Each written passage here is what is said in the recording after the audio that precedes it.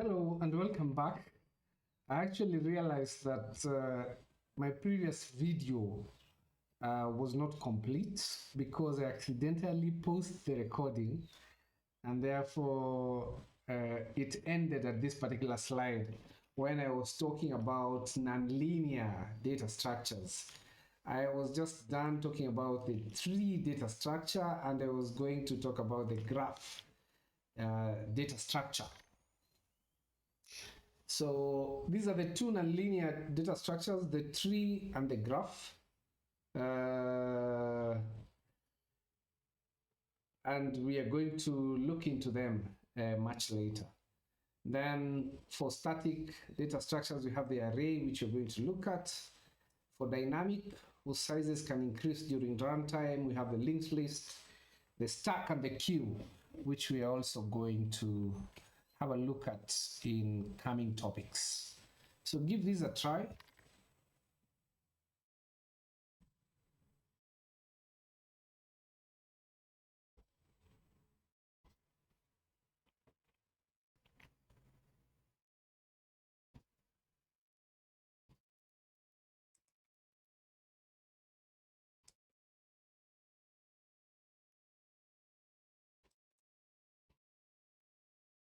Okay, so these are the major operations that you can do to a data structure. Insertion is adding items to the data structure. Traversal is visiting those items, just accessing those items one by one. Then we have searching, when you want to find, for example, a number 5 in an array, that is searching, looking for data inside the data structure. And then you have sorting. We can sort either in ascending or descending order. We also have updating when we want to change a value, for example, 5 to 7. Then we have deletion when we want to completely remove that particular data.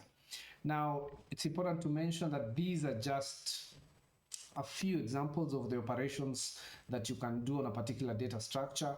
Other operations may include things like creating the data structure, merging different items, like merging two lists together or splitting.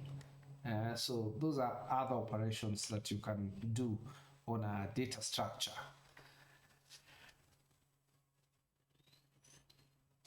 Now, when you learn data structures and algorithms, it gives you the know-how on how to organize and store data in computers. It also gives you the skill to know how to process data efficiently. And by that, you're able to write code that is scalable, efficient, but also reliable.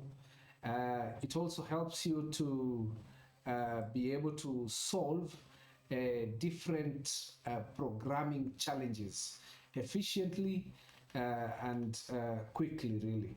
Now, if you want to pass any big tech interview, you must be very good in data structures and algorithm.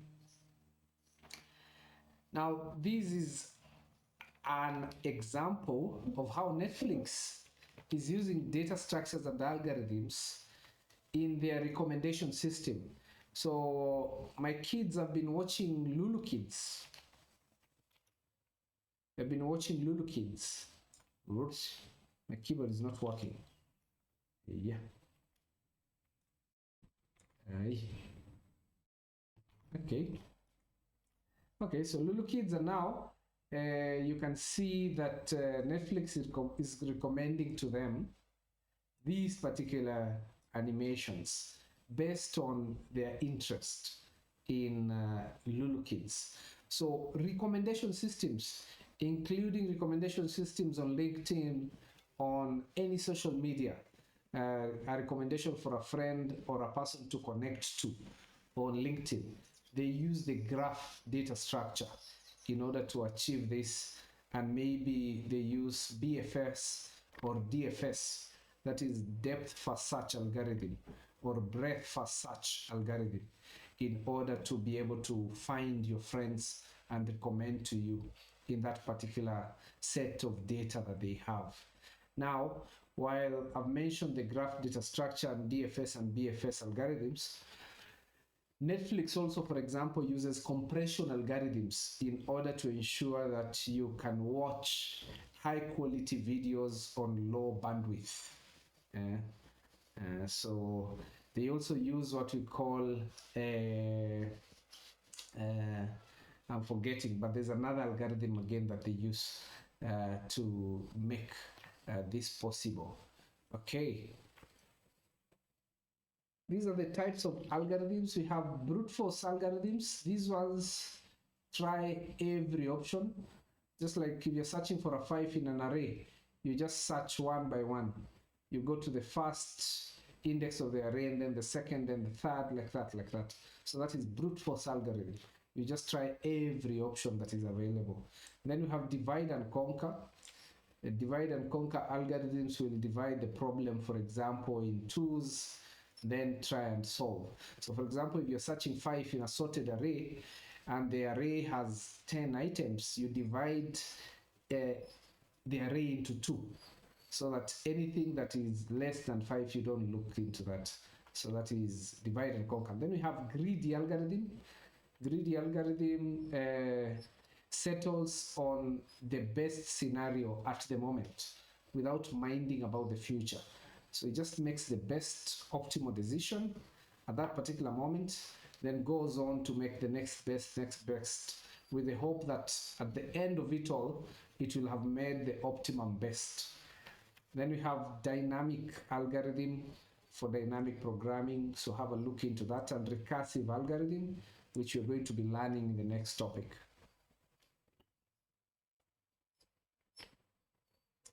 These are the major algorithm categories. We have searching algorithms and sorting algorithms. Under searching, again, we have linear search, we have binary search. Sorting algorithms, we have many. We have bubble sorts, we have, which are the others? So we have about actually 8 sorting algorithms, which we're going to look at in a later topic. Now, in order to understand how big tech companies interview on data structures and algorithms, last year I participated on the Nairobi Google Spotlight event, which was basically online, but the good thing is that they pre-recorded the event and you can access it on that link. So I urge you to go through this 20 minutes video, a very informative video session where Emmanuel here and Adithina are going to take you through some type of data structures and algorithms that they interview or test on during their technical interview.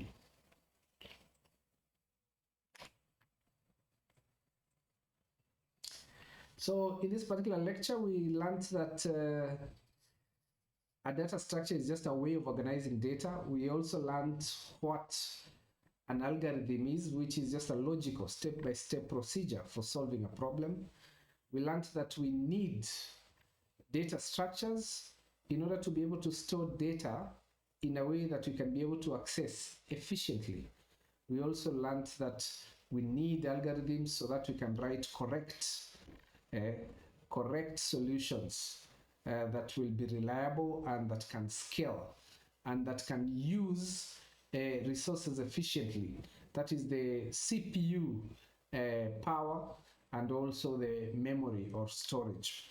So it must be efficient in terms of time and in terms of space. We learned how several big tech companies implement data structures and algorithms in their solutions, like the Google Map example and the Netflix example. And finally, we looked into the different types of data structures and the different types of algorithms. So I look forward to meeting you in the next lesson, where I'll teach you about the first algorithm that we're going to explore, the recursion algorithm. So see you then. Bye-bye.